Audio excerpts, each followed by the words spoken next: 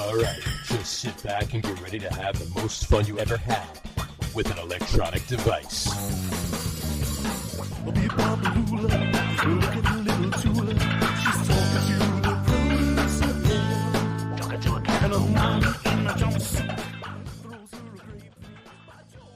All right, everybody, welcome out to the Get On With It Sports Show. It is Wednesday, June the 7th, 2023. Jersey Johnny coming at you with me, as always, is none other than Mr. RadioPete and Mr.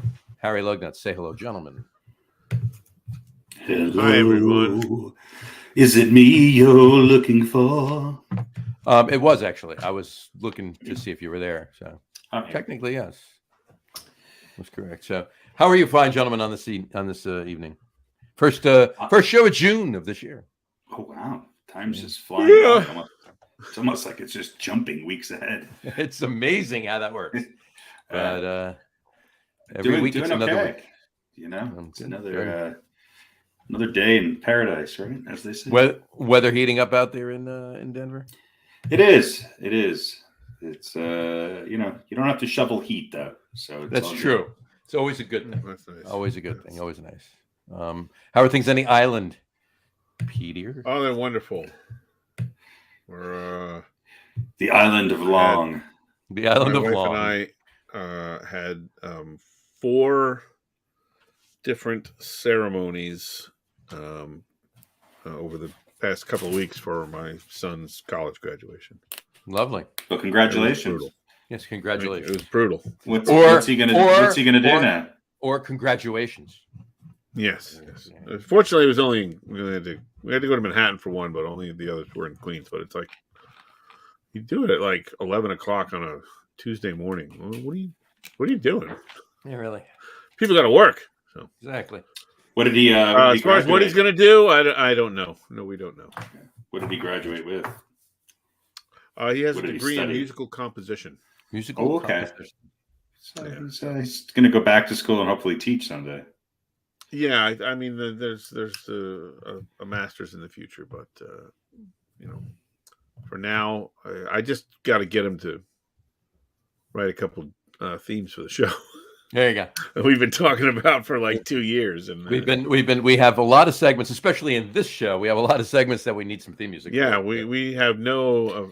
We can get. I didn't know we were looking for theme music. We could. There's other musicians on the show, you know. Well, specifically more along the lines of like the "Are They for Real" kind of things, or those bumper type stuff, right? We want some. Does he play with his brother at all, or does he incorporate? They do. Yeah, they do sometimes. Yeah. Okay. Are they both horn players? No. They both play piano. Mm-hmm. But who's the one playing the trombone? Or the tuba or trombone? That's Victor. He's graduating high school, so okay. I think I may be more excited for him to be done with high school than even he is. So I'm like I'm done with it. And is he the last one? Yes. So he'll you'll be an empty nester in like 10 years. Mm-hmm. Yeah. Well, see, here's the thing. Like our oldest, he's got his bachelor's in composition now, so get his master's in that most likely. There you go. And Victor's going off to Potsdam to study trombone performance. So very nice. I don't know exactly where my wife and I failed. Now, who's the musician of you two? Any of you? I guess it's me. I'm only rhythmic though. I'm just the drummer. There you go. Yeah. The rest of the notes and stuff is pretty baffling to me. Well, that's all right. For this particular group, Harry and I can cover the notes. You just hold the rhythm down. Yeah, I'll hold down the rhythm. I mean, I haven't played in years. There's no wrong notes. There's no wrong notes. Oh well, no, we've written a couple of songs, Harry, you and I, that had plenty of wrong notes in them. So. Yeah, to me, they're right. You know. Well, exactly right. Let's go get it wrong. Well, that's what I love about jazz. You just play and just play. Yeah, never wrong. Mm-hmm. Mm. So, depends on how you're playing it. Yeah. No, you are, but you can say you're not. John Coltrane was never wrong. Kenny G was often wrong. Yeah. Oh well, always one might say. But that's the balance, I think. Right. You gotta have one really, really horrible person to balance out one of the Do greats. you think there's anybody in the world who has a John Coltrane album and also has a Kenny G album? There probably is. I'd like to interview that person. There's no accounting for taste. Yeah. This is true. Maybe John Coltrane owned a Kenny G album before he passed away. Who knows? And maybe that's possible. I'm sure Kenny G has a John Coltrane album. Well, yeah. So I don't know. Like, I can imagine him not. Kenny Gorlick. That's his name. Not that he would really admit it or anything, but there have to be some musicians who don't pay homage to the greats. They do it quietly, or they don't do it out loud in public, right? They're like, Coltrane, fuck that guy. Ed Sheeran. You know what I mean? Taylor Swift. Taylor Swift's not. Taylor Swift's not doesn't have a blog talking about how great Double Nickels on the Dime is by the Minutemen. Yeah.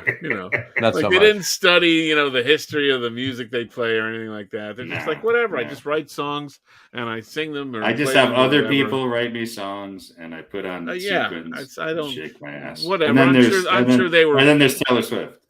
Right. Yeah. Right. Exactly. I'm sure Coltrane was fine, but I never listened to his stuff. I do my own stuff. There have to be musicians like that. Yeah, I listened to Coltrane, but Brubeck was where I kind of zeroed in that. Yeah, you're definitely more of a John Brubeck or Dave Brubeck. Dave Brubeck, yeah. Dave Brubeck sort of started a whole new wave of California cool, man. That's very true. Very true. Got a couple of interesting. How I put up a couple of these slides of interesting signs here and there. Saw a few things. Just want to run them past you, get your opinion. We got a slideshow. We got a slideshow. We got a little slideshow happening here, right? All right, it's a fun show. So it's great. It's that'd be great if you actually projected it on the wall behind you. You got a carousel full of slides. See, I got to work on that. It's not a bad idea. A microfiche. A little bit, yeah, exactly. All right, so here's the first one. I'll just put it up there. 100% smoke-free designated smoking area. What do you think of that? It's my favorite kind. There you go. 100% smoke-free designated smoking area. This one I like. Here we go. Try a tasty cookie warmed in Owen. Well, those are all right. Owen.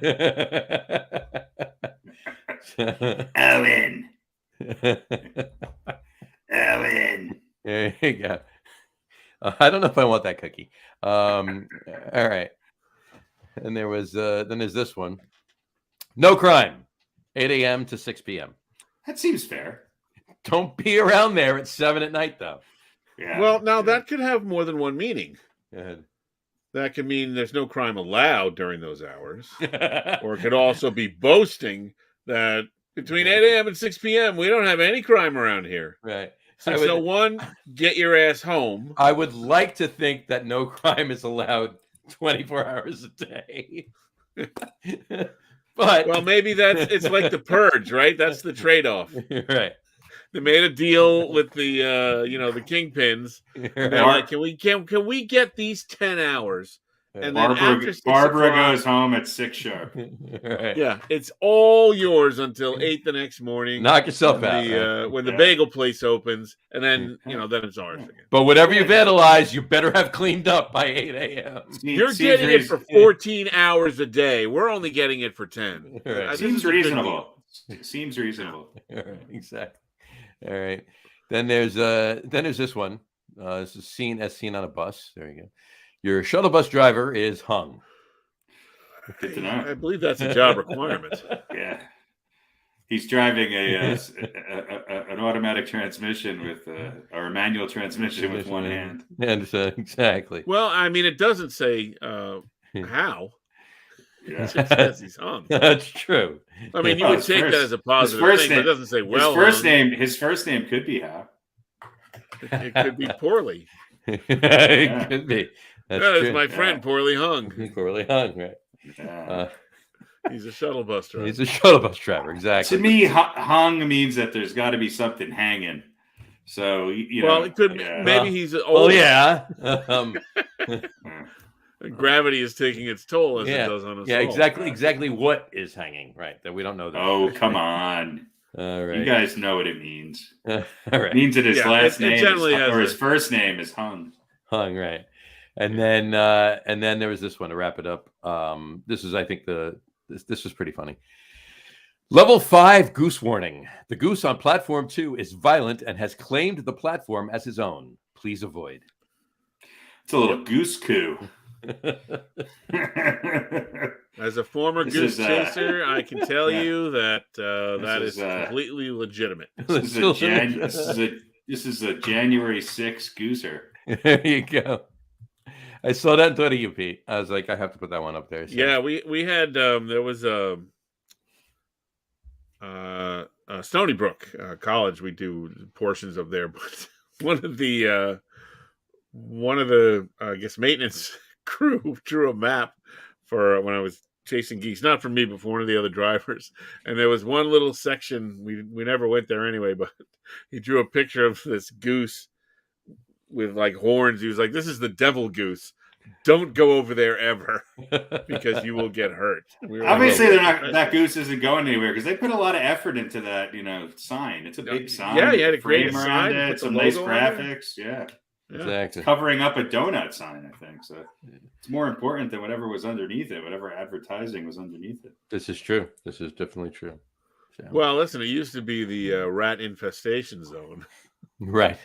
So they're happy that it's now the one dangerous goose. One dangerous goose. So yeah. They're like, this is definitely a trade up. Ridership is down whenever we board on platform 2. I just don't know why. Trust me, if that was New York, there's a train with one goose on all the cars. That goose would be fucking gone in no time. There's nobody stopping a New Yorker from being late, not some fucking goose. Not a goose, exactly. So we didn't talk about it last week. How was your Memorial Day weekend? Pretty non-existent. Yeah. Actually, we did not have the big barbecue. You did not? No, the family was spread out in different places, and normally the house we go to, one of the wife's relatives was not feeling so well and didn't feel like having a big barbecue at their house. Fair enough. So I worked a little bit during the day, and then we just sort of hung out and we ate leftovers. We didn't even, cook a big thing. Just gotcha. Hung around the house, and I think Victor went, I don't know, see some friends or something. I don't know. It was nice because it was nice. It was a nice, relaxing day, and I don't know. I certainly love my family and my in-laws, but after a while, it's like, here we go. Right. Everybody there, and everyone's be talking about how great the food is and how beautiful everything looks, and it's like whatever. Right. Can I just sit and? It's the same. Can I just sit and watch some sports on TV and then watch the fireworks, and whatever? It was actually kind of nice. There you go. Fair enough. I started fireworks. Nice. Well, we have some neighbors that put them off. Yeah. Yeah. Every occasion is a fireworks occasion. Of course. I started the weekend off down at DJ's in town in Belmar, down on Ocean Avenue. It's the WFAN does their entire day of broadcasting from DJ's, live from DJ's. So it's my annual. If you remember last year, I had a conversation with Mr. Tiki Barber. This is a picture from last year, right? So again, I had another convo with Tiki, and this is this year's picture. So there you go. So, Tiki doesn't age. Not so much. I, however, do look older than I did last year. I was going to say, did he recognize you, or you were like, I think I spoke to your father? Yeah, exactly. Yeah, I've actually talked to Tiki probably a dozen times over the years. He last few times he recognizes me. So. That's nice. And he still took a picture of you. And he still took a picture, right? So that's a good thing, right? Then Saturday we ran a 5-mile run in the next town over. You and Tiki? Me and Tiki, yes, me and Tiki. Tiki does marathons, nice actually. Tiki does marathons, actually. He does a lot faster than most people. A lot faster than me, that's for sure. But no, he does the New York City Marathon every year. Tiki does. But now Jess and I, we and another friend, but there's like 12,500 people that run the damn thing in Spring Lake, in the next town over. And Craig Biggio has a house in Spring Lake too. So is it? He wasn't running. Let's see how many other run by 90s it and scare during the race? 90s names we can drop. I know, right? There You you see go. Biggio sitting out on his porch watching the runners. Is go by. Fernando Valenzuela there? He was not. He was not. No. Steve Largent wasn't. Steve Largent was there. Steve Largent was there. Yeah.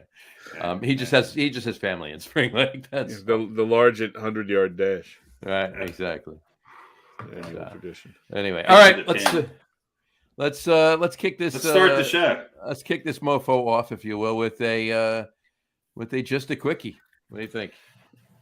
Sure. Sure. All right. Here we go. Just a quickie.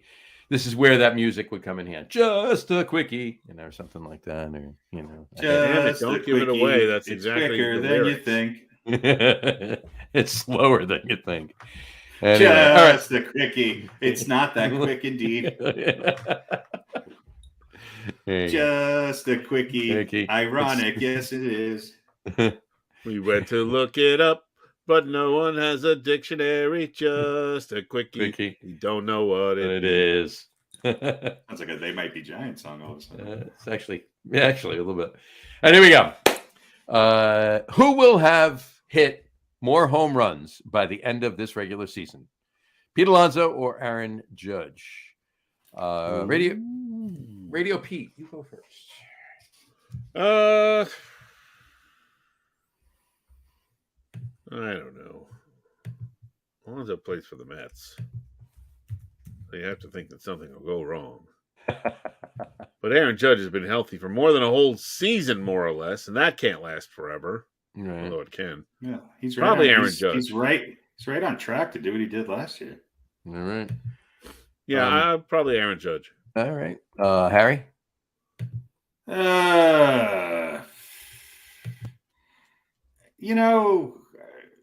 I'll take Judge. All right.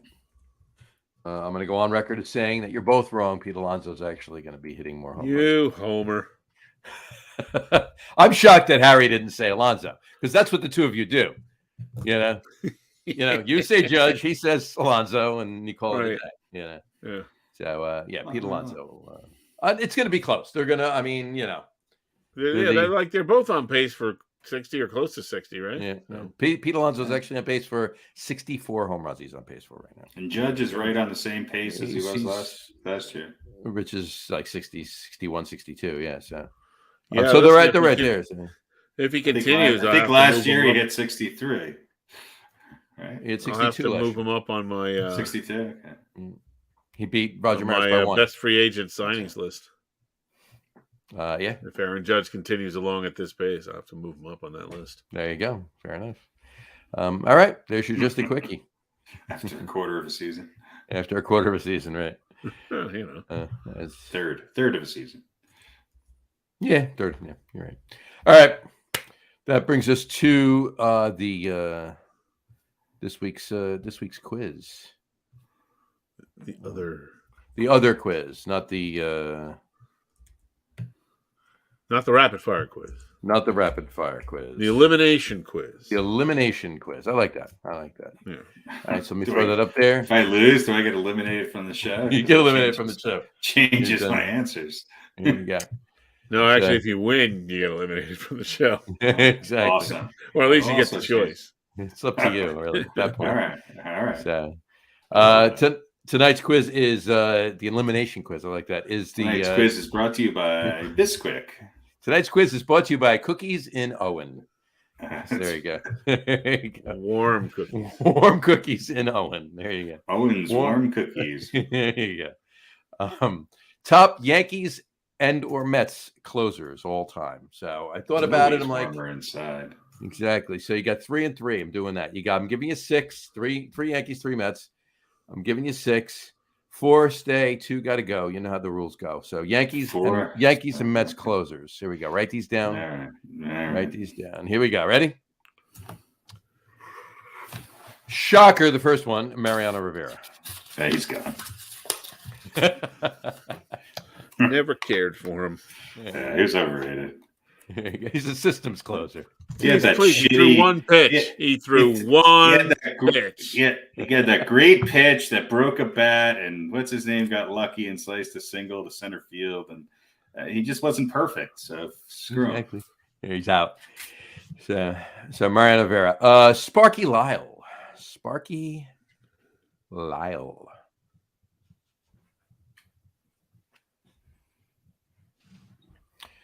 Goose Gossage. Rich, if you will. But Goose Gossage. Colorado Springs, Colorado. That to his face. Yeah. Yeah, right. Johnny Franco.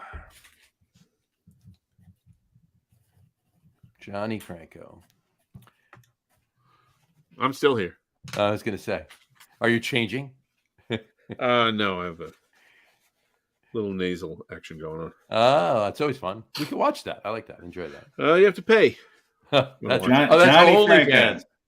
Johnny Franco. There we go. Billy Wagner.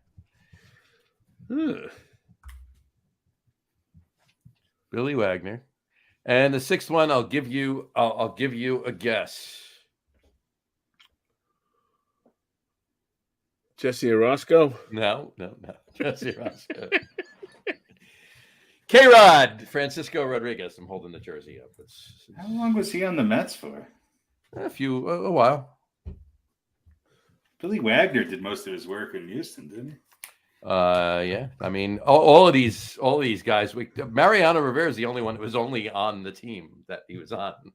Well, but Gossage, I think of as a Yankee. I don't think of Billy Wagner as Gossage has a longer resume. Franco has a longer resume. Wagner's was probably on the team longer than you remember. Wagner was on the team. Still was not a long time. He was on the team for 3 years. Billy Wagner. Yeah. And K-Rod was on a team longer than that, 4 or 5 years, I think. So are we judging this? No. Time with the Yankees and Mets or overall? No, just overall resume. Those closers. Closers. So Mariano Rivera, Sparky Lyle, Goose Gossage, Johnny Franco, Billy Wagner, and K-Rod, Francisco Rodriguez. Overall record, overall closerness. It doesn't have to be just because they were on the Mets or the Yankees. So, Harry, why don't you go first this time? Well, this is tough. I mean, I don't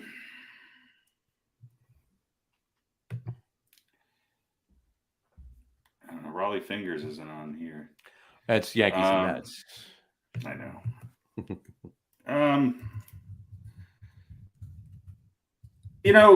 I think Sparky Lyle and Goose Gossage were great, but I don't think obviously Mariano's on here. Billy Wagner and K-Rod, they were great. I don't really think they were. And John Franco's 4th or 5th maybe all time, and K-Rod's like 4th, 3rd, something like that in saves. Yeah. So I think Billy, they're all of these guys are top 10. Goose Gossage is not. I'm sorry, Sparky Lyle's not. And Gossage isn't either. As far as maybe Gossage is. That's true too. Maybe yeah. So Gossage is probably down in the mid 20s or something. I'm guessing.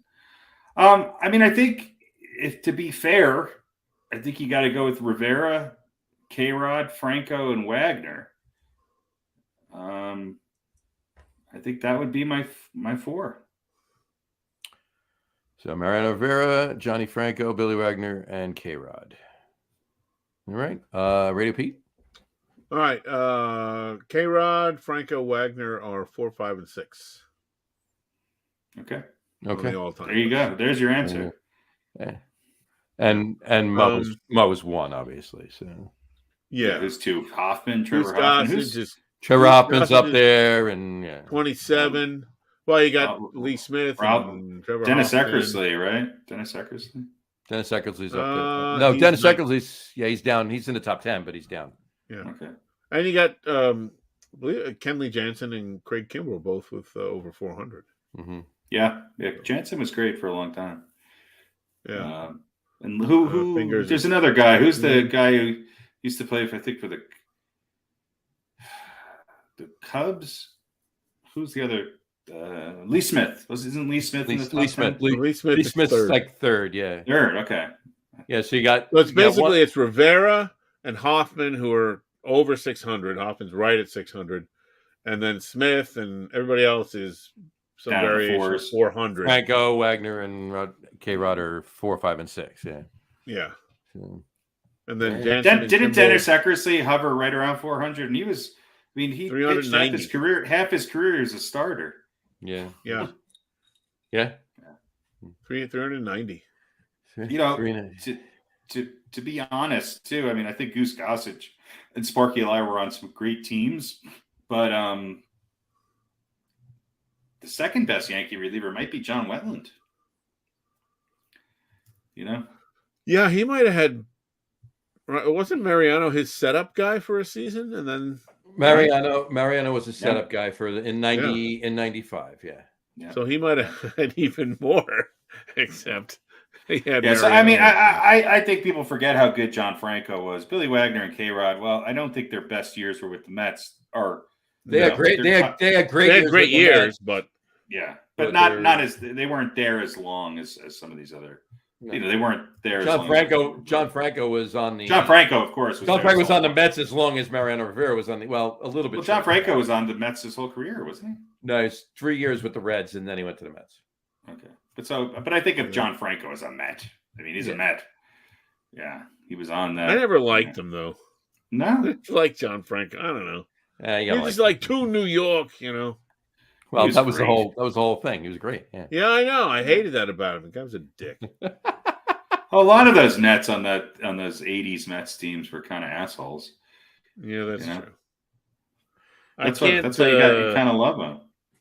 Yeah, you know what? No, fuck him. He's off. I don't like him. He's gone. 4th best closer of all time. Fuck him. He's out of there. And I'm gonna keep Goose. All right, so Sparky and Franco go have a beer and be jerks together. You're doing. Actually, I don't know. Sparky might have been a good guy. I don't know. Yeah. Rivera, Gossage, Wagner, and K-Rod. All right. You know, the thing about Gossage and Sparky Lyle, correct me if I'm wrong, was also a starter for a while, right? Sparky Lyle started for a while and then moved into and then Goose Gossage was kind of like, you know, his save. Yeah, he had 300 something saves, but I think he also had like over 200 decisions. Like, you know, he won like 120 games or something like that. So I mean, he pitched. He more pitched than in a lot of games when we're like, he either, you know, it wasn't just a save situation because he pitched 5 innings or 4 innings. Right. And pitched multiple innings, you know, on back-to-back and days back-to-back. Like exactly. It wasn't uncommon for Sparky Lyle and Gossage to pitch, you know, every game of a series. It wasn't, and he was great. I mean, so I don't think Gossage is all that far off. He was all right. So I just think Franco's a little better. Yeah, 37 starts, 681 games finished. He was 124 and 107. Yeah, with 310 saves. Yeah. Let me look up Sparky Lyle. That's more than just a few decisions. Yeah. Gossage was, I think, like a 10-time All-Star too. So, but Sparky Lyle won the Cy Young Award, I think, in 77, 78, something like that. So, I still think they fall short of K-Rod and Wagner and Franco they were more dominant. Yeah. Mm-hmm. They were. But there's nobody on this list where you go, yeah, no thanks. Yeah, no, there's nobody. Yeah, I won't take any of those guys. No thanks. All right. Fair enough. All right, there you go. If you put Aroldis Chapman on this list, I would. So all right, so let me ask you a question. I take Sparky Lyle and Goose Gossage out, and I put in Wetland and Chapman. Wetland and Chapman? Mm-hmm. Oh, Chapman's definitely not there. I know. Same thing. I mean, I think Wetland was good, but I think Franco and K-Rod and Wagner were better. Okay. All right. Fair enough. All right. Moving on to the MLB question of the week. This is a little. I read a couple of things about this, and I'm curious to get your opinions on it. We'll start with Pete. It's the same question for both of you. What two cities, because it'll be coming, who knows when, but it'll be coming, because they're going to go to 32. What two cities are the next to get expansion teams in Major League Baseball? Other than Vegas? Well, no, that's not an expansion team. Vegas is just getting. Okay, I got you. I got you. Yeah. In baseball. In baseball, yeah.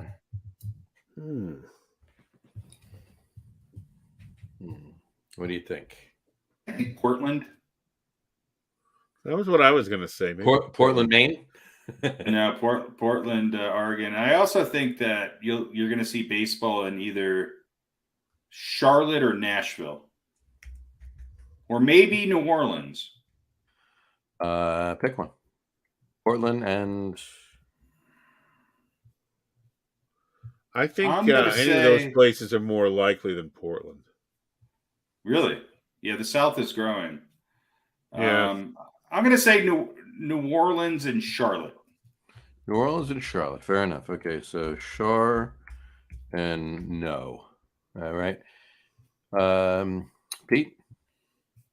I'll say I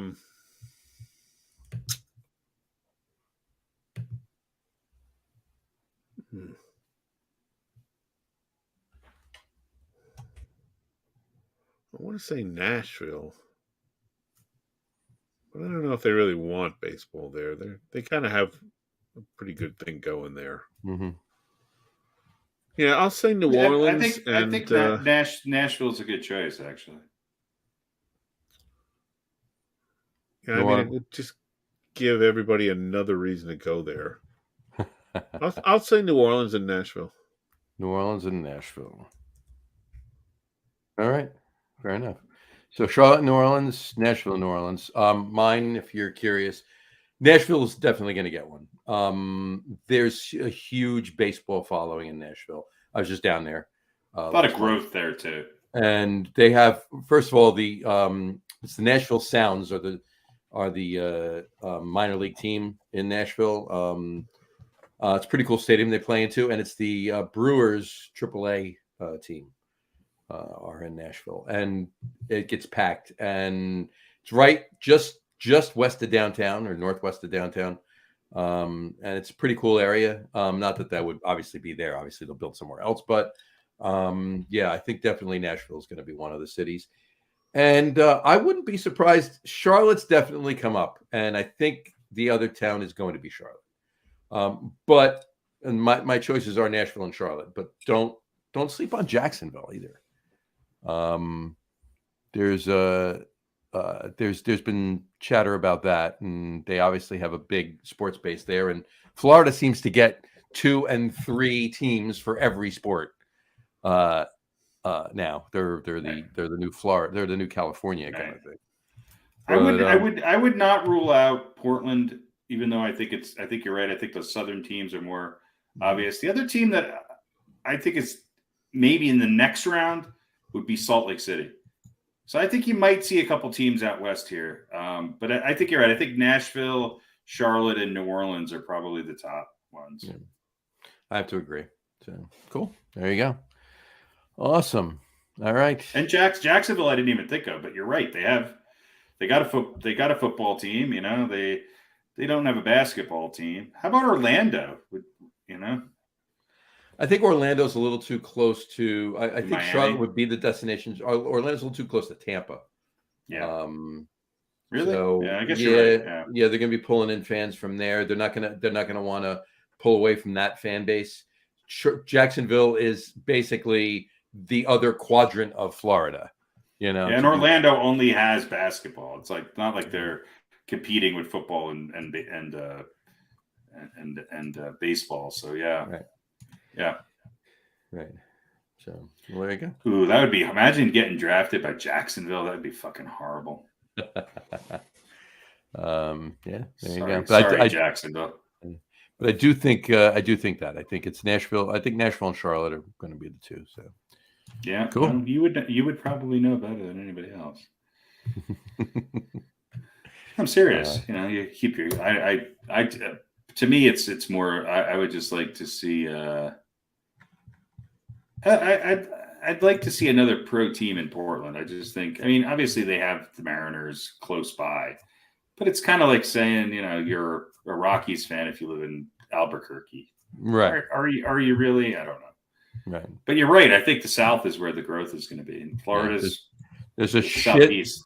There's a shit ton of people relocating from a lot of places in the United States down to that area of the country, whether it be Nashville or Charlotte or Jacksonville or New Orleans. I'll tell you where there's also a lot of growth, and you would think, all right, they already have too many teams. There's no way they're going to get another one. I think you could see Austin get a team. They draw a lot of people for Formula One. They've definitely grown as a city. There's a lot of new people moving down there, and I think it's a different feel than Dallas or Oh, definitely. or Houston. I mean, I've heard many people actually refer to Austin as New Jersey South, because it's not New Jersey. It's not. But there's a lot of people from New Jersey, and there's a lot of aspects about Austin that are reminiscent of New Jersey. Just restaurants and it's a lot cooler. Music scene. It's a lot cooler than New Jersey. No, well, there's cooler. It's just cool areas in New Jersey. I know. You've escaped for it's the Brooklyn of Texas. 30 years. So it's the Brooklyn of Texas, not the Brooklyn New of Texas. Texas. Well, no, I didn't make that up. People have heard from many people have called it that. People from New Jersey who moved there. Yeah. Yeah, I guess you could say that. Maybe some of them, but it's the Long Island of. It's the Long Island Texas. of Brooklyn. It's the Long Island of Brooklyn.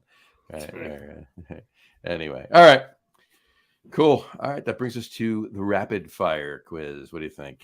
Shall we? Let's hit it. Let's do it. Let's go for another tie. 3 ties, 6 weeks in a row. 3 ties. How about Buffalo for a Major League Baseball team? Toronto's too close. How about Montreal? Montreal might. Montreal's the only other French. one. It's almost like they had a team before. It feels like they did. It feels like at some point they had a team. Yeah. And that team had to move to Washington to win a World Series, right? So, anyway. All right, fair enough. All right, Major League Baseball history rapid fire quiz. 2 weeks ago, I should say, another tie, 3-3. So that's 6 weeks ago, 3-3. 4 weeks ago, 2-2. 2 weeks ago, 3-3. So let's get at it. What do you think? Sure. Let's do it. Let's talk about it for a few more minutes. Let's talk. Fire away. Let's recap the entire history of the rapid fire First question. Before we begin. All right. Here we go. All right, Pete, ready? Question 1. Here we go. After you finish drinking. Ready? Let's go. Let's do it. Okay. We'll start out with this one. What team has won the most World Series this century?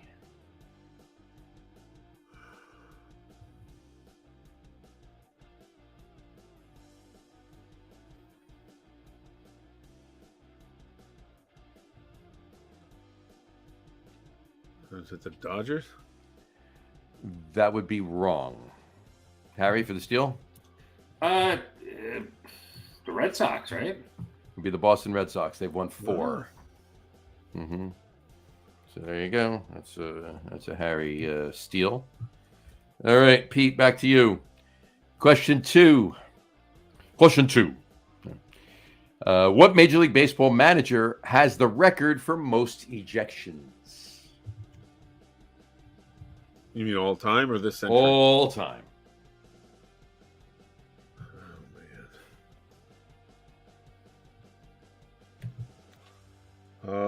I will say I don't know if he has the record, but he certainly was contentious. Let's see, who's always getting thrown out?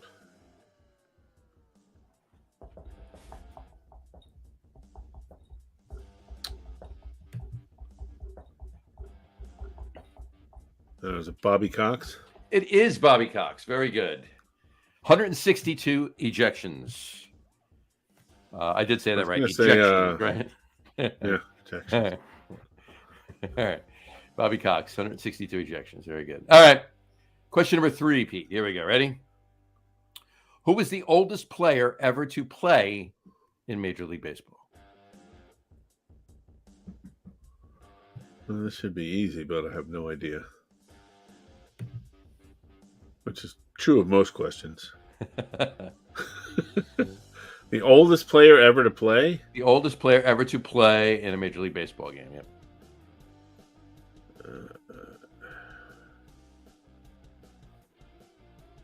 I wonder, like, are we going back pre-modern era for this? No hands.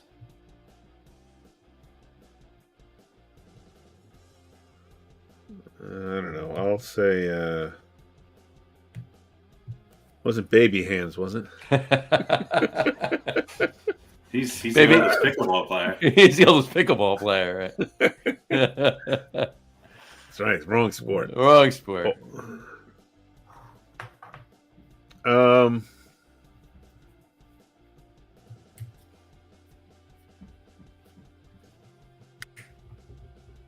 I don't know. I'll say Cy Young.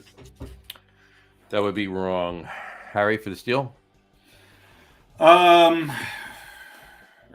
think I know this. It's Satchel Paige, right? Wasn't he like 60 years old or something like that? 59. Satchel Paige is correct. Yeah. So 59. He played baseball. Yeah. Oop, crap. All right. Well, it's over. It's not exactly true. Harry wins 2-1. Harry wins 2-1. Well, you could steal it from me. And Exactly. Yeah, okay. That's like. Well, you never know. There we go. So, all right, Harry. No, we know. Harry, here we go. Question Satchel one for you. Paige's middle name. What's Satchel Paige's first uncle on his father's side's roommate's middle name? Wilhelm. Very good. Holy crap, you got it right. No, anyway. I knew that one. All right, here we go. All right, question one. What player has the most Grand Slams in Major League Baseball history?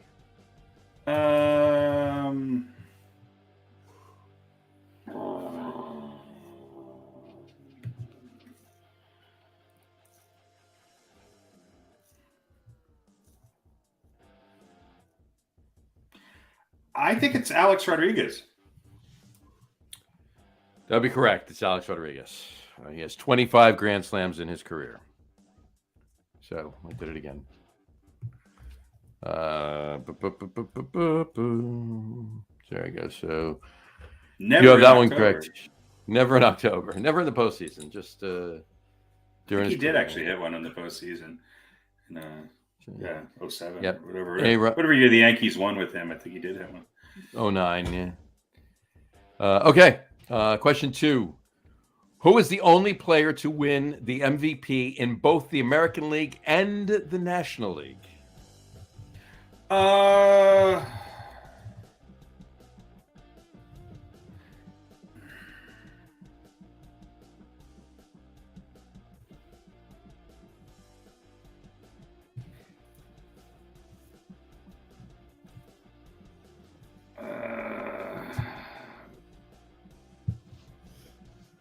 It's the guy from the Orioles, right?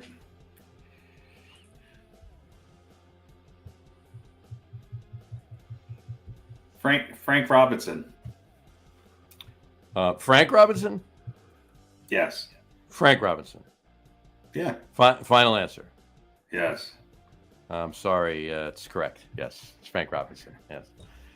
He did it in 1966 on the Orioles. And do you know what other team? This isn't part of the question, but what National League team he won the MVP with? It was prior to the Orioles. Yeah. The Reds? Yep. 1961 with the Reds. I actually was going to say the Reds too. How about that? How about that? I didn't know that, but that was going to be my guess. There you go. All right, well, that's it. Harry's won. Hold on. Well, there's another question. Well, I know, but he's got 5. All right. He's got 4. All right. So I I'll have tell you what. one. I'll tell you what. You have 1. If he misses this and you get it, you get the equivalent of 3. So you can tie him. Oh, God. Yeah. All right. Yeah. All right. Anyway. All right, Harry. Question number 3.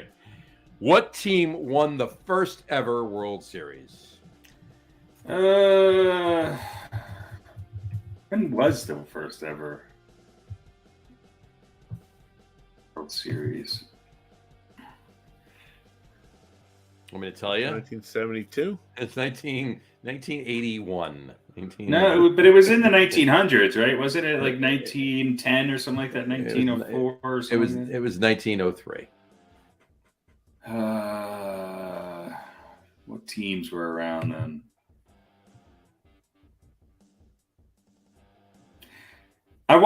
Something tells me Pittsburgh, but I don't know if that's right. But I'm going to say Pittsburgh.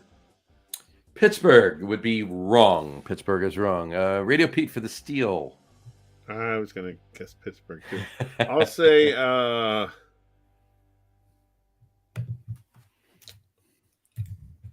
the New York Giants.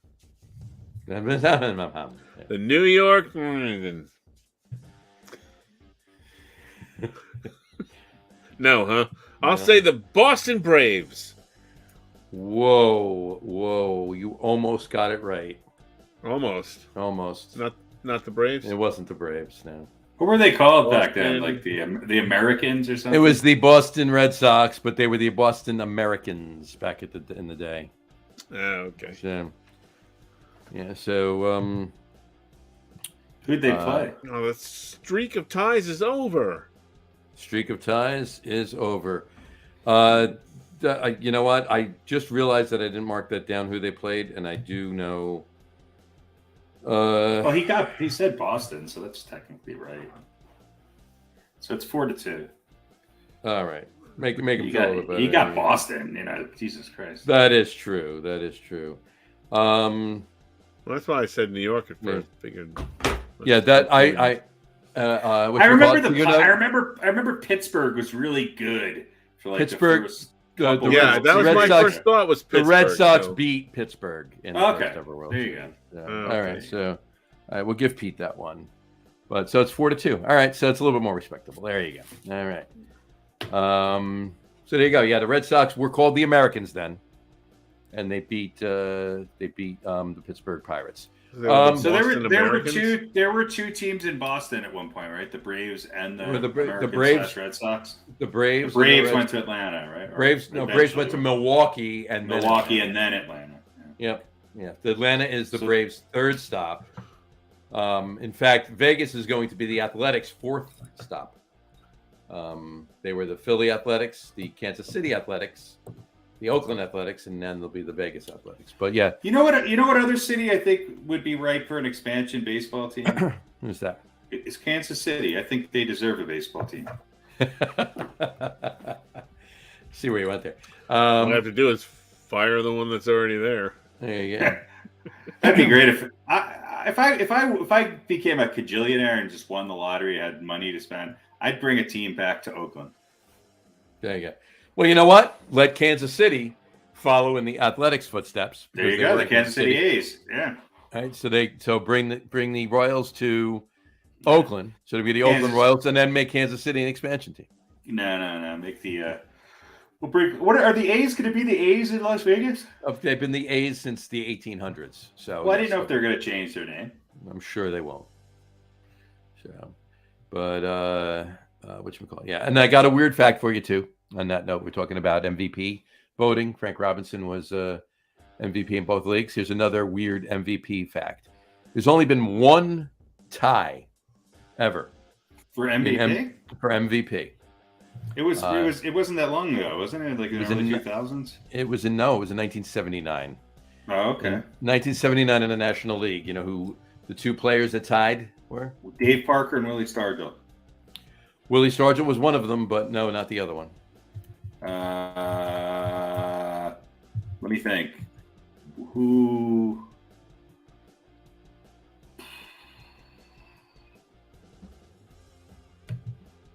Yeah. It was Willie Stargell, and it was what's his name before he went to the Yankees, right? Or was it Keith? No, it was either Winfield or Hernandez. It was Keith Hernandez. Keith Hernandez with the Cards, and that's right. Willie Stargell with the didn't Winfield come in third or something like that? I remember all Winfield. them. Yeah, it was. There was a bunch up there or something like that. But so there was a tie in 1979. Keith Hernandez, Willie Stargell. There you go. Is that the only time Hernandez won an MVP? It's the only time Stargell won an MVP. I believe so. I believe both of them, man. So there you go. Boy, St. Louis has had some good first basemen, huh? They have. Jesus. All right. Here we go. Put that up. Bring this back up here, and we're done with that. Beautiful. All right. That brings us to our top 5. God. It's not over yet. It's not over yet. It's getting there, though. It's almost when we get to this point, it's almost done. Do I have to remember my top 5? I'll just I'll rattle them off. I'll rattle them all off, and then we'll talk about them. Well, tell us what our top 5 is. Our top 5 tonight is top 5 NBA players in this year's playoffs. Top 5 NBA players in this year's playoffs. Now, I will give a caveat that I created an actual team by position, but that we've loosely picked.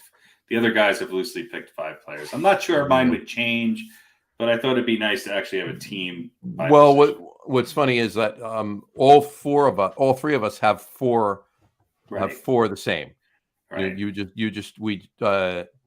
Pete and I have a different one. So I'll just say them. Pete's are Jason Tatum, Nikola Jokic, Devin Booker, Jimmy Butler, and his number 1 is Jamal Murray.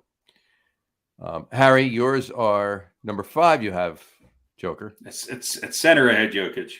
Oh yeah, yes. That's right. You don't have these in order. You have them at center. You have Jokic. You had KD. A power forward. Jimmy Butler. At small forward. Right. Devin Booker. Shooting guard. And Jamal Murray. At the point. God, that would be an amazing team. That would be an amazing team. They'd score fucking 350 points a game. And I had Jason Tatum at 5, Joker at 4, Jimmy Butler at 3, Jamal Murray at 2, and I had Devin Booker at 1. Now, are these in order? Are these guys like your order? That like you had Devin Booker as the number 1 performer in the playoffs? That I had, yeah. Oh God, we have to discuss that. Let's discuss. Go ahead, go for it. I mean, Devin Booker's great, but he's not averaging a 30-point triple-double. I mean, even LeBron says the Joker's the best player in the playoffs. Come on. I mean, he's Booker also. Yeah, just come on. It's ridiculous. It's ridiculous. Just want a little controversy in our discussion. RadioPete has Joker at 4 too. Yeah. Well, you guys are just like Stephen A. Smith and Kendrick. Listen, Joker's doing what Joker does, you know. Well, here's I'll tell you what, Joker and Murray are averaging 8 points more a game in the playoffs. Let me say, talk about Jimmy Butler rising, but let me say this. Nobody's better in the playoffs than those. Let me give you my reasoning. Well, okay, two things. Put Murray number 1. Let me give you my reasoning here. Okay, two. Yeah, I'm surprised by that. One. All 5 of these guys. It's 1A, 1B, 1. Yeah. Oh, 5. Well, no, my 5 is 1A, 1B, 1C, 1D, and 1E. Right. Okay, so it didn't really matter where you put them. And number 2, Jokic has been doing this. Joker's been doing this all season and last year and the year before and everything else. These guys kind of rose to the occasion a little bit more than he did. He just maintained as he was playing. As in my you know what I'm saying? That's what I think he's elevated even more. And the way he's doing it against the competition that he's doing it against, I just think is unbelievable. I mean, these numbers are by a center. Anyway, I will say this: there's been some incredible performances this year, and I in the past I've been critical of Jamal Murray, and I hope it continues. But he has had an incredible playoffs. The only differentiator to me between Murray and Jokic is more consistent. Murray will have a game where he bombs and gets kind of bailed out by the rest of the team. Murray without Jokic is still a good team, but the Nuggets. I'm sorry, Jokic without Murray is still a good team. The Nuggets without Jokic they're not the Nuggets. And fair enough. There's a few what ways to look at it. What he's doing is incredible. And the other person that I thought about having on there, who I might have had on there if I wasn't doing it by position, and I've been critical of him in the past too, but I think Anthony Davis had a hell of a playoffs. I don't think he gets enough. Yep. I think the two best big men in the NBA showed up, and it was Jokic and Davis, not Embiid. So I think that was a great matchup, even though they didn't necessarily always cover each other. That was the two best big men I saw battling it out, and really having an impact on the game. Anthony Davis, a hell of a defensive player, and Jokic still managed to put up the numbers that he did. So, and I agree with Tatum, and Tatum's great, but Tatum's also a little inconsistent. Butler has not been inconsistent. Jokic has not been inconsistent. Booker was not inconsistent. Durant was not inconsistent. Those guys all played really, really well. The other guy that I probably would have on my list if I was just picking top 5 might be LeBron. Yep. Tell you what, LeBron James at age 38, other than Kareem, maybe when he won the Finals MVP, I've never seen anybody dictate a game. He lost to a better team. They played good defense on him down the stretch, but man, between Jimmy Butler and LeBron, it's hard to say who you want, out of those two at the 3. That's for sure. Right. Fair enough. Yeah, but like I said, the 5. Yeah, I mean, if you want to put very 6, close, 6, very close. They're all. Yeah, I mean, you move any one of them around, and yeah. I like these lists because we all kind of have a different. As it turns out, we very often have a different way of approaching it. Right? You're creating a team. Mm-hmm. John and I are a little bit more in sync. I'm looking in terms of not saying that. I mean, obviously.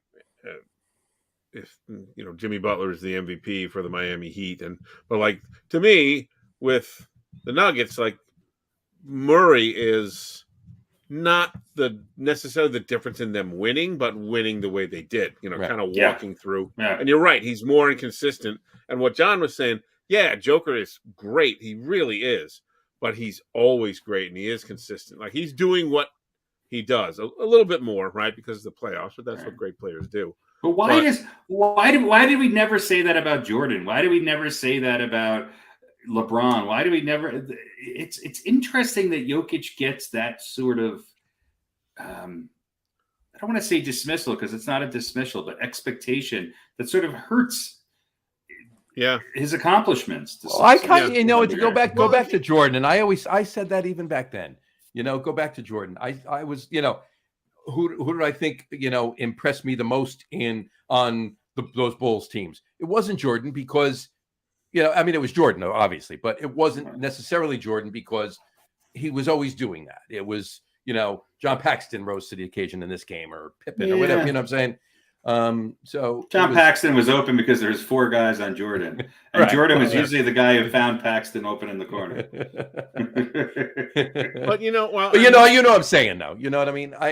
When you're consistently at a high level, it does come to be expected, and I guess. And the other thing is you have to really do something else. When you play like Joker, you really have to do something outstanding, right, to get noticed. It's not fair. You're right. Like score 53 points and average of 30. Right, but we 32 point another triple double, right? And average 12 assists a game as a center. Yeah.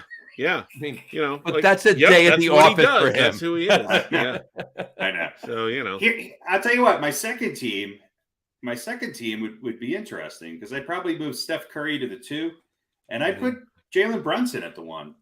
So my second team would be Brunson, Curry, LeBron, AD, and Giannis. Good luck with that.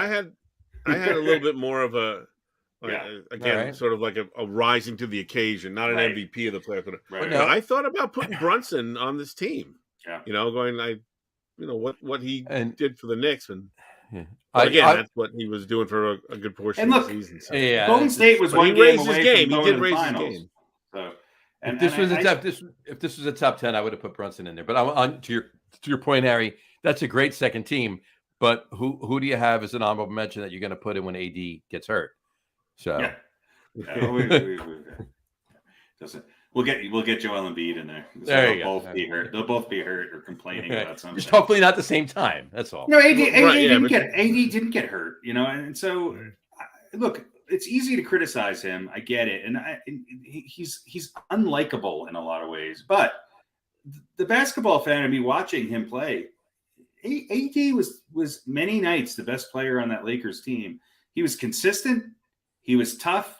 He had a lot of blocks. Mm-hmm. He played great defense, and his numbers were pretty spot on, man. He had maybe arguably this as good a postseason as he did when they won the championship in 2000. So I don't think LeBron and AD are the problem. I think that Lakers team's a lot closer to being back in the top spot than people think. And trust me, LeBron's not retiring. He's not going anywhere. He's not going anywhere. Yeah.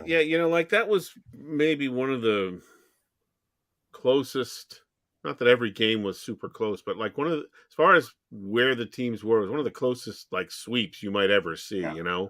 I mean, the Lakers, they lost, but they were not completely overmatched, and the way Denver was destroying everyone in their path. This is the difference. They probably had a harder series with who was the first round? Was it Minnesota? Minnesota, a little bit. I mean, yeah, a little bit.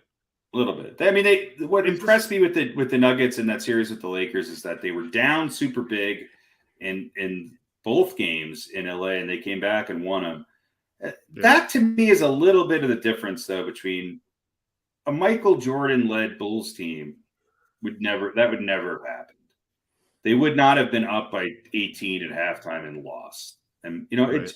So LeBron is great, but his game is different. He can't control the game in quite the way that, and look, he does it more so than a lot of other people.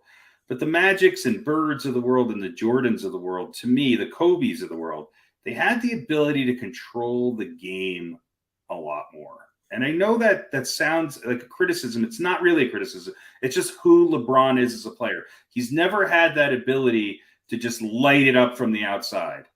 And occasionally you're going to get stopped with the power game.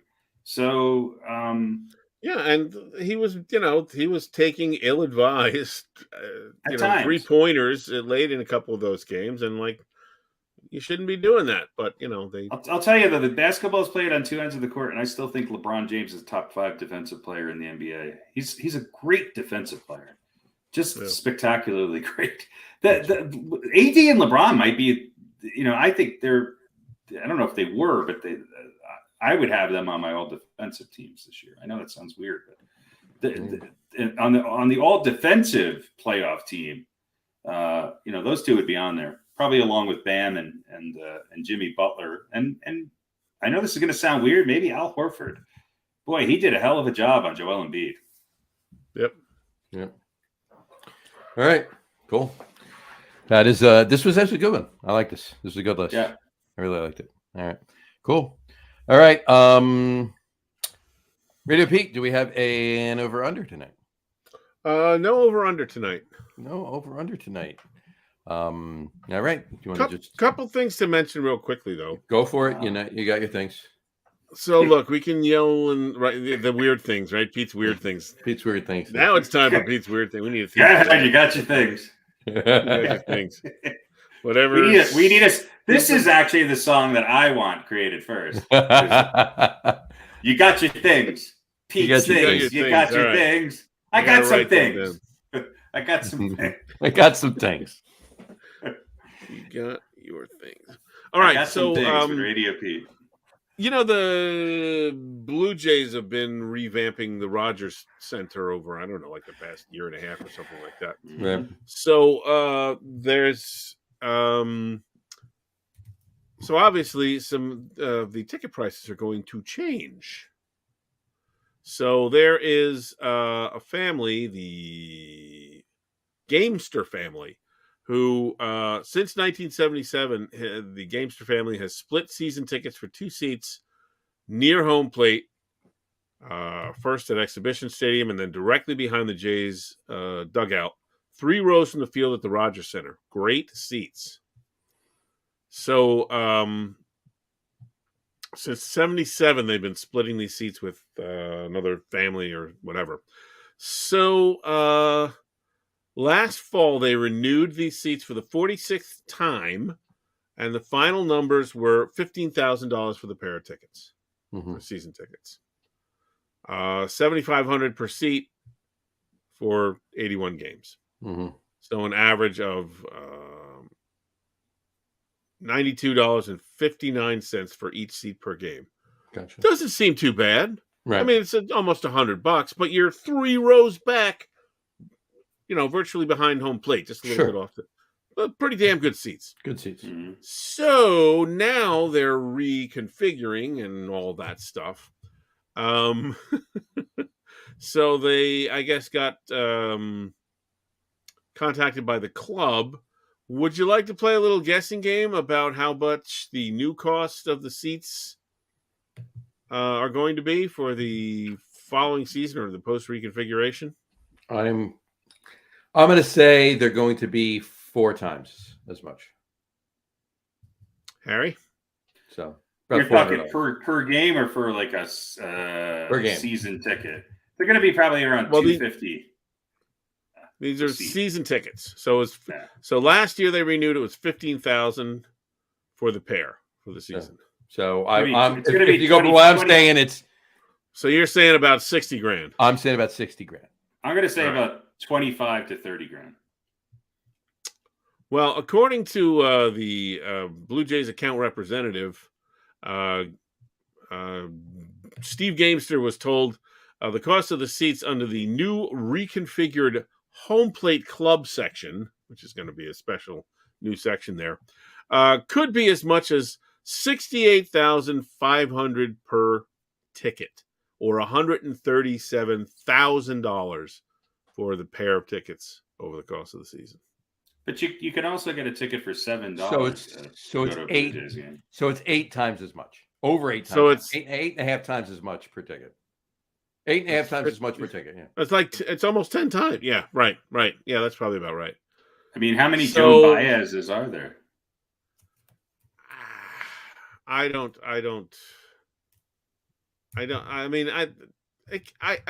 That's not the final official number, so I have to believe it's going to be. It's just shy of 9 times. It's just shy of 9 times. It's just a little shit. Yeah, I have to think it's going to be somewhat less than that. But even if if it is any more than like twice as much, that seems outrageous. Who could pay?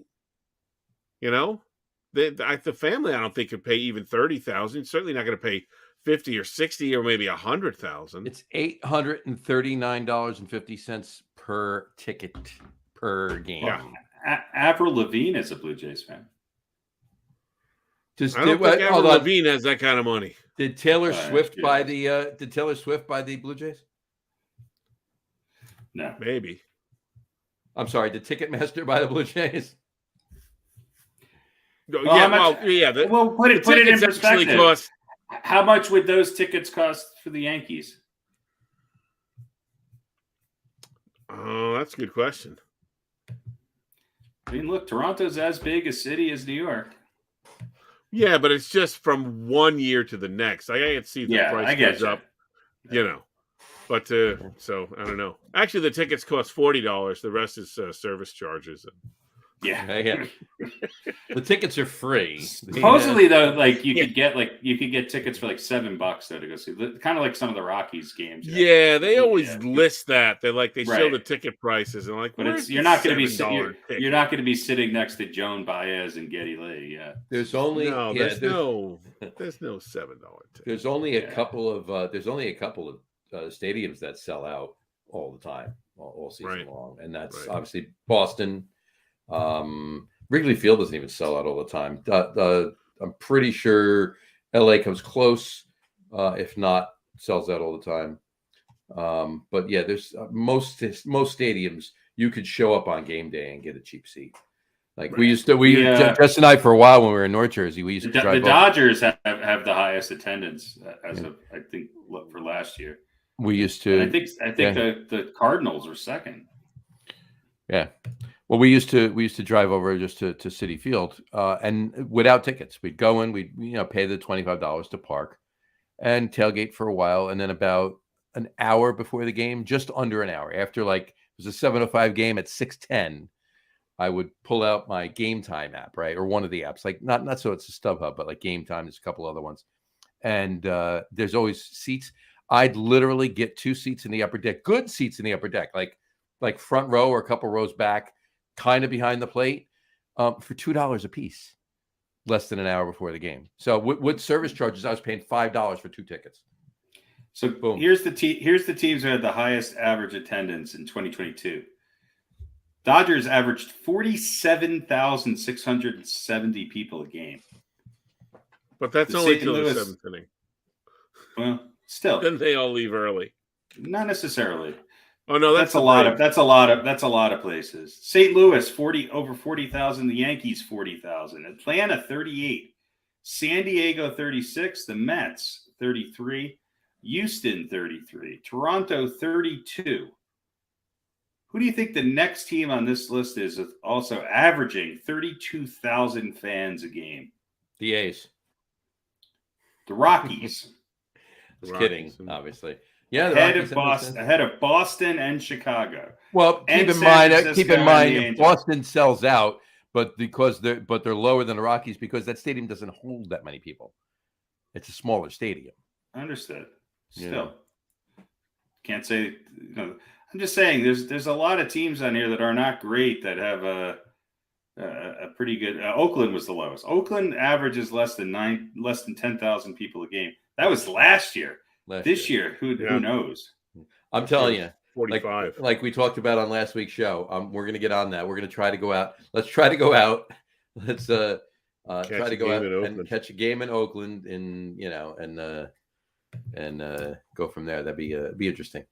See if we get at that point we'll be the 3 of us and 4 other people in the entire stadium.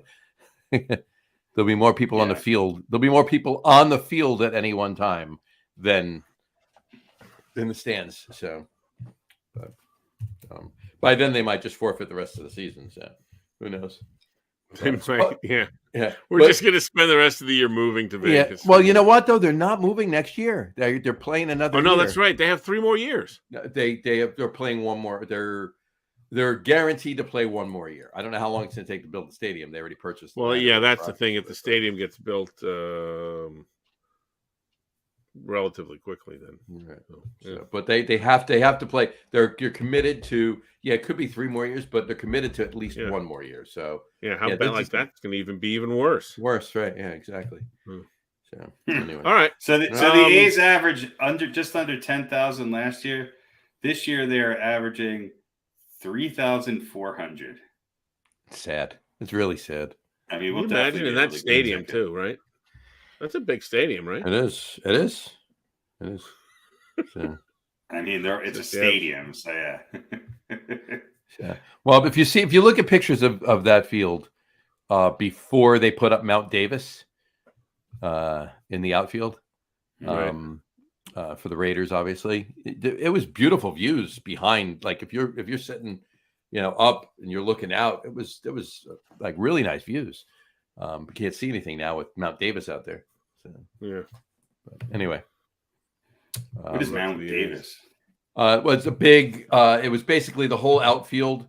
There was a couple of bleacher seats, but everything was elevated, and you could see all the way back to the mountains in California and everything else. Now they put up huge seating in that whole entire section. But Mark Davis did it for the Raiders, obviously before they left and went to Vegas.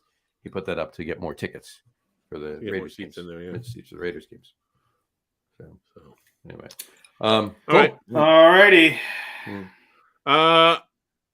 File this under good moves the Mets made. Uh-huh.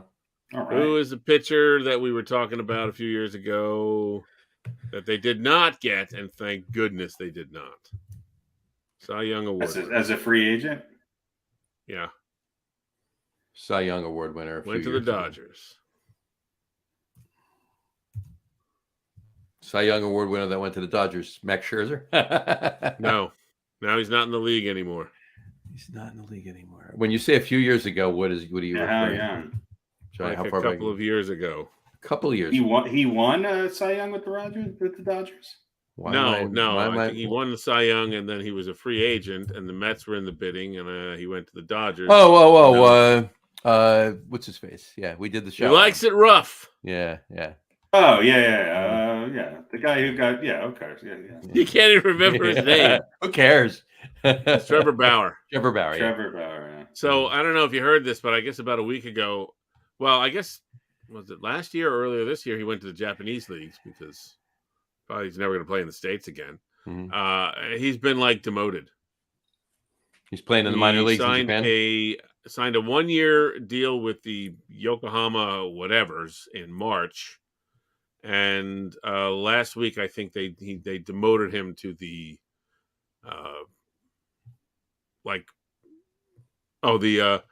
demoted to the Yokohama Dina Bay Stars in the minor leagues. Yeah, he won the Cy Young in 2020. Yeah, so it's a damn good thing that he beat out Jacob deGrom, wasn't it? That was definitely Well, there was Cy Young. That was the bubble year. That was the COVID year, right? Yeah, shortened season. I mean, he did have a 1.73 ERA, but I think he only what did he win, like 5 or 6 games? Who knows? deGrom won it the year before. deGrom won it 2 years before. 2 years before. Yeah, and 1 and 2 years before. And with 10 wins and 9 and 11 wins or something, right? Yeah, exactly. Yeah, but his ERA was crazy, especially that first year. Yeah. So there we go. So Trevor Bauer now in the Japanese minor leagues. Just because he liked to, I don't know, choke chicks or beat the shit out of them or whatever it was. No, he's an asshole. Just because he's a sexual deviant. Yeah. Cool. All right. All right. Finally, did you guys vote in the Major League Baseball All-Star contest yet? Did. Voting opened last week. Mm-hmm. No. Mm-hmm. No? I did. We've only got till June 22nd to vote in the first tier. Exactly. Phase 1. Are we gonna have to put together our All-Star team again? We're gonna we'll do it on the next show. We'll do it on the next show. Or maybe the show after that, maybe. I think I want to wait till the All-Star break. Well, we actually no. Last year we did it actually on the we did the show the week of the All-Star game. The week of the All-Star game, or the week before the All-Star game, we did our picks. So yeah, there we go. All right, cool. So yeah, voting opened I think a week ago. Yep. And phase 1 is till June 22nd. It's weird to have voting this early, don't you think? I don't know. No, they get it in.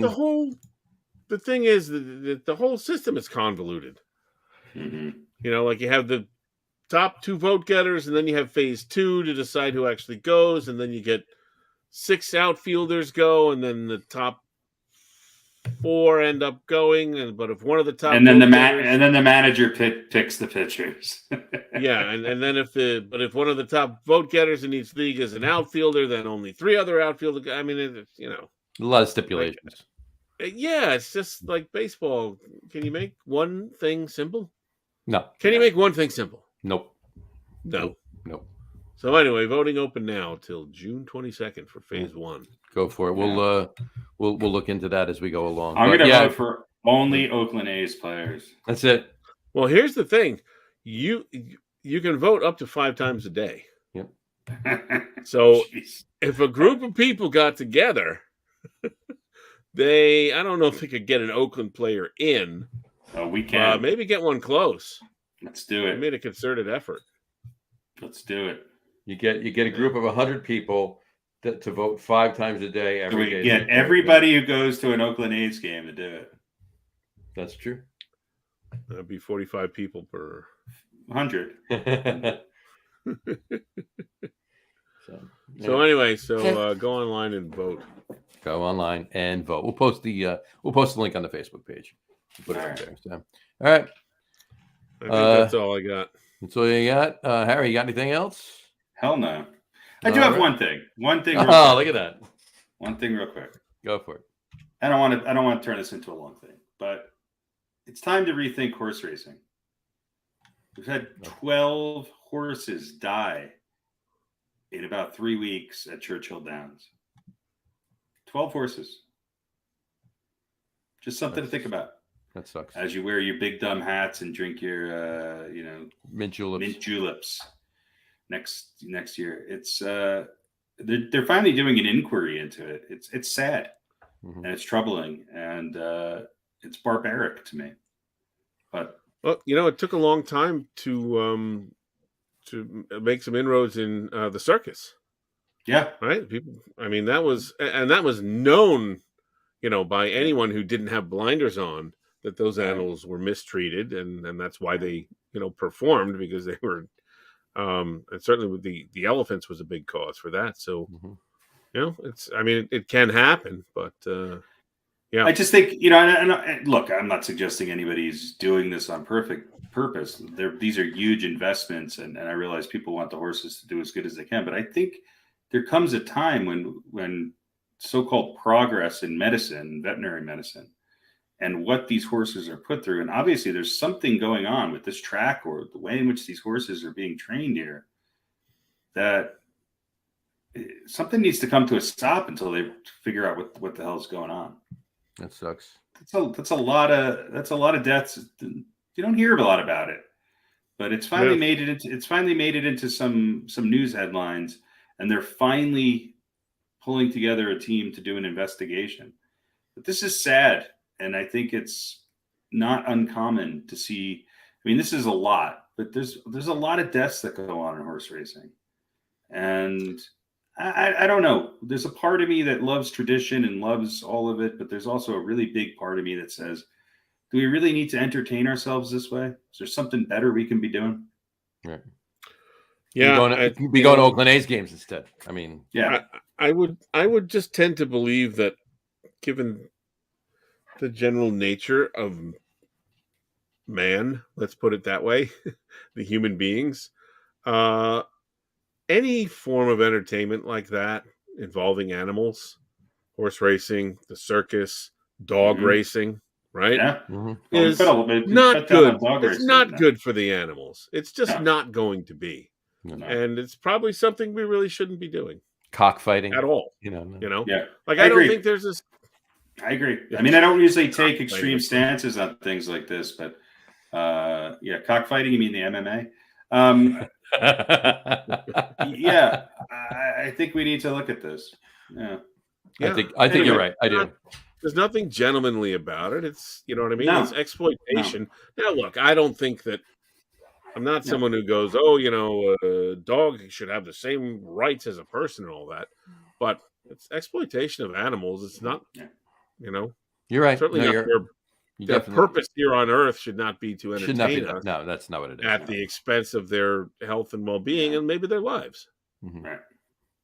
But it's a good thing that they got something together that are looking into it now. That's the bottom line. So hopefully they do, and actually legitimately look into it and find out what caused all of that and do something about it. So. Right. I think they got Dr. Vinny Bumbatz on it. So it's they got Dr. Vinny Bumbatz. You know Dr. Vinny Bumbatz.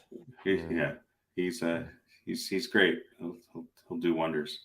Anyway, not to bring everything to a crashing halt, but yeah. Hopefully these horses get a little bit more respect.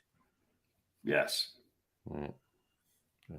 To continue the Dr. Vinny Bumbatz thing, but for real, get a little more respect. Yeah, absolutely. All right. So, all right. There you go. Anything on pickleball? Anybody? Nothing? Pickleball's on fire, by the way. And I just want to let you know that I think it was Agassi. There he is. I saw Baby Hans Johnson, Agassi.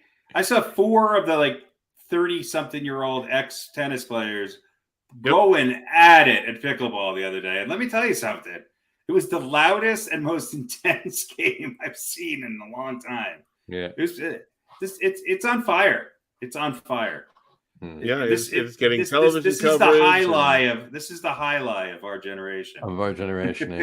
They've actually there's a library and some baseball fields and a couple tennis courts around the corner from my house, and they have started playing pickleball on the tennis courts. They've been playing probably pickleball at least as much, if not more, than tennis. They've been playing pickleball here in town for a couple of years. 2 or 3 years now, yeah. Okay. Well, you know what? Maybe I think I still have the website saved, the bookmark somewhere. We should look into the old professional pickleball, and we need to check that out. There's got to be some. It's coming up. It's springtime coming up on summer. Got to be some pickleball tournaments coming through the area, right? Got to be. I think there was one for the next show, last year, and I think you're going to see some of these retired tennis players jumping onto the pickleball. I think I circuit. saw. Remember John? I think it was John Isner. Yeah. He's like 6'10". Can you Yeah. imagine? Like, how do you beat that? He's got like an 8.5-foot wingspan. And he just like tells his partner, "I got this. Just stand on the side. Stand on the side. I got this." Yeah, Dikembe Mutombo is going to start to exactly. All right. All right. We'll look into the pro pickleball in the next show. Pro pickleball tour. All right. All right. All right. On that note, let's get out of here. We will wrap up the show for today. We want to thank everybody for watching, and for those of you just listening to the audio podcast, thanks for listening. Don't forget to visit our website, www.getonwithitpodcast.com. That's getonwithitpodcast.com. And please remember, like us and follow us on all of our social media, Facebook, Twitter, Instagram. Just search for the Get On With It podcast. And of course, all of our shows are available on YouTube as well on the Log Room channel. Excuse me. Remember, we go live with video podcasts on both Facebook and YouTube every Wednesday night around 6:30 p.m. Eastern Time. And for those of you who just want to listen to the audio podcast, you can do so on Apple Podcasts, Spotify, TuneIn, Stitcher, Google Podcasts, Amazon Music Podcast, and iHeartRadio as well. And if you haven't done so already, please subscribe to one or more of those feeds, and you will never miss a show. Again, thanks for following along with us. Have a great rest of your week. Have a wonderful weekend, and we will talk to you next week, folks. Take care. Cheers. Vote for your favorite All-Stars 5 times a day. Go A's. Do it. Goodbye,